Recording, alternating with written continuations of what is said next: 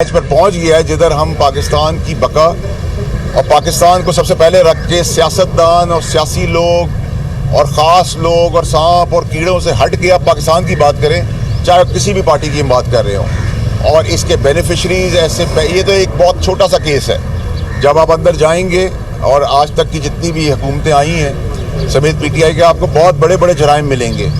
तो अभी मैं वो घिनौने भयानक जराइम की तरफ तो निशानदेही अभी नहीं कर रहा, जो मेरे अंदर राज जमा है और मैं वहाँ तक पहुँचा भी दूंगा। लेकिन आज मेरी कंपल्शन थी कि मैं ये बताऊं कौम को कि आप जब बात करते हैं कि इसके बेनिफिशरी इमरान खान साहब हैं या शहजाद अकबर हैं शहजाद अकबर साहब होंगे और बाकी लोग भी होंगे, लेकिन इसको मास्टरमाइंड करने वाला जो आदमी है जिसने इसको डिज़ाइन किया, इस करप्शन का सबसे बड़ा बेनिफिट उठाया, सबसे ज़्यादा पैसा इस पर्टिकुलर केस में भी, बाकी केसेस के अलावा भी कमाया और खाया और दंदनाता फिर रहा है, वो है फैज़ हमीद।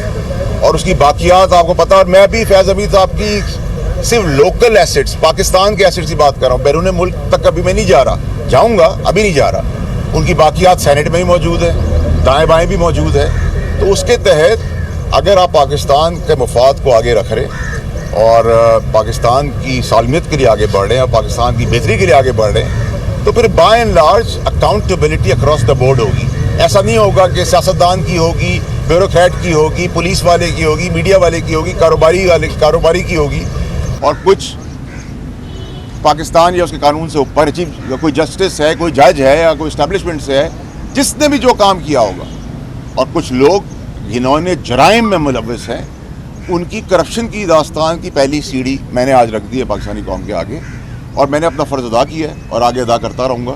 और जो इमरान खान साहब ने सिखाया था, जो पुराने इमरान खान साहब थे जिनके फ़लसफ़े पे हम चल रहे थे, उन्होंने जो सिखाया था उसकी आज मैंने वो पूरा कर दिया जो उन्होंने मुझे सिखाया था। और उन्होंने हमेशा ये कहा था कि उधर खड़े होना जहाँ कोई खड़ा होने को तैयार ना हो।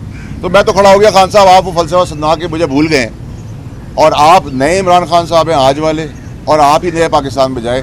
हम आपकी शागिर्दी में अपने पुराने इमरान खान उनके फ़लसफ़े के हिसाब से चलते रहेंगे और पाकिस्तान के लिए जो बेहतर कर सकेंगे करेंगे। वाडा साहब ये बता दें कि आपने फैज़ हमीद का नाम लिया, क्या आपने इस चीज़ से मुतल्लिक, उनकी करप्शन से मुतल्लिक कोई दस्तावेज़ात अंदर नैब में आपने जमा कराएं?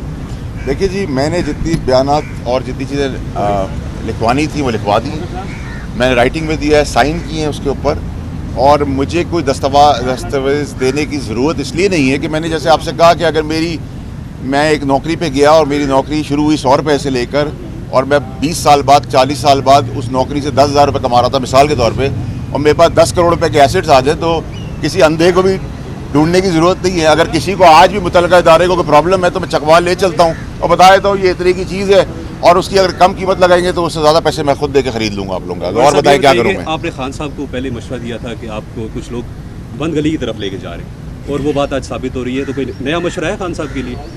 देखिए जी, जो मैंने खान साहब को मशवरा दिया और जिस वक्त मैं पार्टी से निकाला गया 8 महीने पहले, उस वक्त पार्टी आसमान से बातें कर रही थी। इमरान खान साहब आसमान तक टॉल थे और मजबूत थे, ताकतवर थे, और मैं हवा के दूसरी तरफ जाके खड़ा हुआ। तो मैंने तो असूल की सियासत उस वक्त भी की, कुर्बानी दी, बातें भी सुनी लोगों से, और मेरी खबरें बनाने वाले आज खबरें बने हुए। तो मैं तो मुश्किल वक्त में नहीं निकला, मैं तो इमरान खान साहब की ज़िंदगी बचा रहा था कि उनके ऊपर गोलियाँ ना चले। मैं अरशद शरीफ जैसे लोगों को बचा रहा था। मैं पाकिस्तान में ये जो धरने की सियासत हो रही थी, जलाने की, घिराव की सियासत हो रही थी, अपने अमलात को, आर्मी के दफातर को जलाने की सियासत हो रही थी, उसको रोक रहा था। और जो मैंने कहा वो सब कुछ 8 महीने में हो गया, तो ये अल्लाह की मेहरबानी है। आज वही लोग कह रहे तुम ठीक थे। उस टाइम पे कोई बेवकूफ़ी आदमी होगा जब खान साहब भी पॉपुलर थे, पार्टी भी पॉपुलर थी, मैं भी उनका राइट हैंड मैन था, 4 की कमेटी का हिस्सा था, उनका करीबी साथी था, और मैं प्यार करता था। उस प्यार के लिए मैंने कुर्बानी दी। अगर मेरी सियासत साइड में हो जाती है और वो बच जाते हैं तो वो बच जाते, पाकिस्तान का नुकसान हुआ इन सब चीज़ों। आपकी सियासत बचाने के लिए कोई मशवरा दें? 3 छोटे नुक्ते इस केस में नीचे। पहला नुक्ता ये है कि शहजाद अकबर ने क्लेम किया और इमरान खान ने भी क्लेम किया कि जो नेशनल क्राइम एजेंसी का 190 मिलियन पाउंड का स्कैंडल था, इस पर शहजाद अकबर ने काबीना को ब्रीफ किया था। एक दूसरा ये कि हमारे पास जो शवाहिद है वो ये बता रहे कि लंदन से ये जो पैसे हैं ये शहजाद अकबर के कंपनी के अकाउंट में मुंतकिल हुए। तीसरा ये कि इससे पहले भी नेब में पेश हुए थे, आपने फैज हमीद का नाम नहीं लिया था, हालांकि आप उस पूरे अमल से वाकिफ थे।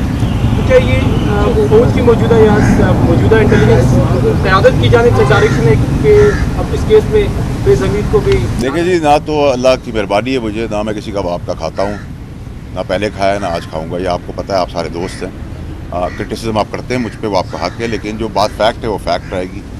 मुझे किसी ने ना कहा है ना कोई कह सकता है, ना मैं किसी के कहने पे कह सकता हूँ। मैं पॉन नहीं हूँ बाकियों की तरह। अल्लाह का लोगों को अल्लाह की रहमत है, मुझ पर पता है मेरा फाइनेंशियल बैकग्राउंड क्या है और मैंने सियासी तौर पर किससे क्या लेना है। तो मैं तो हक की सियासत करता था, आज भी कर रहा हूँ। दूसरी बात जो आपने की, शहजाद अकबर की बात बकवास है, कोई ब्रीफ हमें नहीं किया गया। एक सील्ड एनवलप दिखा के ठका ठक रैप अप करने की कोशिश की गई, और जब मैंने कहा कि नैब का केस इस पर बनेगा और ऑब्जेक्ट किया इसके ऊपर, तो इतनी जल्दी किस चीज़ की थी। और कोई कारोबारी, मैं इस पर कारोबारी को मुझे इल्ज़ाम नहीं ठहराता, क्योंकि कारोबारी तो अगर उसके 100 रुपये फंस गए और 10 रुपये किसी को दे के अपने 90 रुपये रिकवर कर लेता है, तो ये पाकिस्तान में तरीका ऐसे चलता है। मैं भी ऐसे काम करता रहा हूँ कि जी अगर मेरे पैसे फंस गए, मुझे मेरे पैसे मिल जाए और कोई कुछ ले ले तोहफे के तौर पर, तो प्रॉब्लम नहीं है कि ये बेनिफिट का केस है।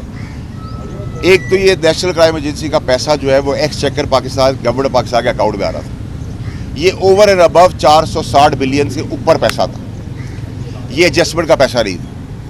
इतना बड़ा अरबों रुपए का बेनिफिट देने का मकसद ये कि आपने कोई बेनिफिट की तैयारी पहले से की हुई थी। और उससे पहले भी एक जो किचन कैबिनेट हुई, उसमें भी जहाँ मेरा शहजाद अकबर का बहुत सीवियर आर्ग्यूमेंट हुआ और उसके विटनेसेस है, जब मैंने उसे कहा कि ये खान साहब को मैंने कहा ये आदमी सुल्तानी गवाह बनेगा, ये मुझसे भाग जाएगा, और इस आदमी को और कुछ और आदमियों को भगाने में भी फैज हमीद का हाथ है। ये ऐसे तो नहीं हो रहा कि जिसको आप पकड़ने जा रहे हैं वो मुल्क से बाहर है। कैसे पता चल गया? जो उसका हिस्सा थे उनको पता है और आज भी पता है, और जो इनकी बाकियात है फैज हमीद साहब की, वो आज भी सेनेट में मौजूद है। सेनेट के बहुत सारे सेनेटर्स जो है उसमें आपको मिलेंगे जो बाहर पाक पैसा करते रहे, वो भी मैं बता दूंगा जब जरूरत पड़ेगी।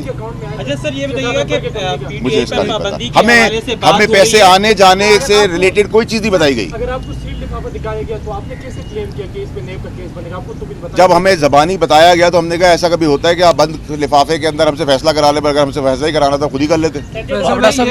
और ये एजेंडे का हिस्सा नहीं था, इसको स्पेशल एजेंडे के तहत लाया गया था। फैसल भाई ये बताइएगा